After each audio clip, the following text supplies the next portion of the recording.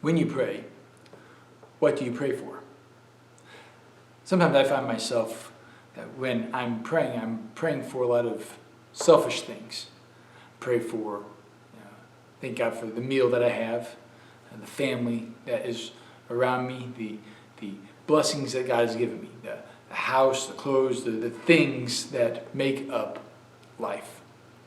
Sometimes it's easy to pray for ourselves and pray about our things, and sometimes our prayers can become very selfish, very me-oriented, and when our prayers get selfish, a lot of times we begin to think very narrowly about prayer. What do I want God to do for me and bring to me and give to me? We begin to get very selfish with our prayers. And sometimes I think that when it feels as if God doesn't answer our prayers, it's not because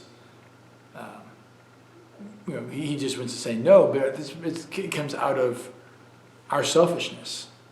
We're praying prayers that are selfish, that we're praying prayers that are me-oriented instead of more in line with God's desire for His kingdom, for our world, for the things that are around us.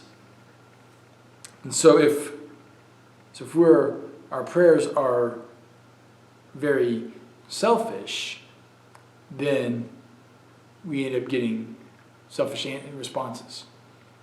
And maybe not getting the responses we want at all. But it's interesting that when Jesus talks about prayer, very little of it is about us. Very little of it is asking for our own requests. You look through the model prayer in Matthew 6, and you see it also in Luke, and Jesus prays, and there's this moment of worship.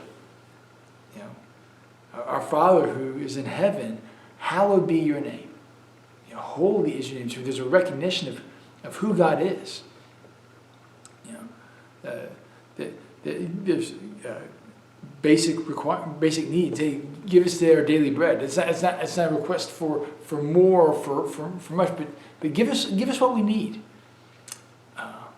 There's a moment of confession. Forgive us our sins as we forgive those who are around us. Forgive us those who've sinned against us. And so there's a recognition of our sinfulness, but also a recognition that as we desire God's grace, that we also need to be gracious as well. And then as it turns to request, it's not out of a selfish nature, but we see Jesus say, "Your kingdom come, your will be done on earth as it is in heaven." And kind of the way that "as it is" written, and it is almost like a mirror.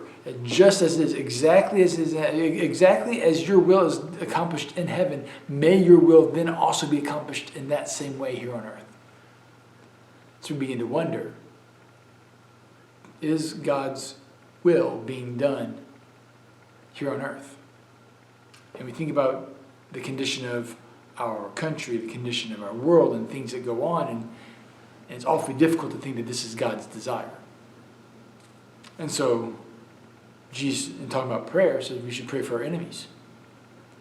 Because then we find that our hearts are naturally bent towards them, and so we act as peacemakers with our enemies instead of throwing fuel on that fire. So instead of hurting or stirring up trouble where trouble doesn't need to be, we act as peacemakers and bring about God's heart and plan and desire.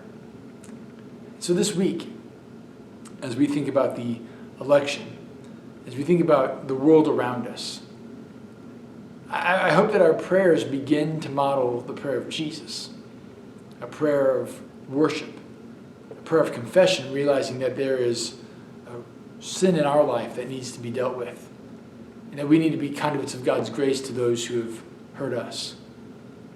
That we need to thank God and ask for our basic needs, that He would provide for us. And we see God provide time and time again for those needs. But then as we turn to requests, as we turn to the asking for what we desire, may our heart and mind center more around what God's will would be, by His kingdom come to earth, and how we might play a part in helping that happen.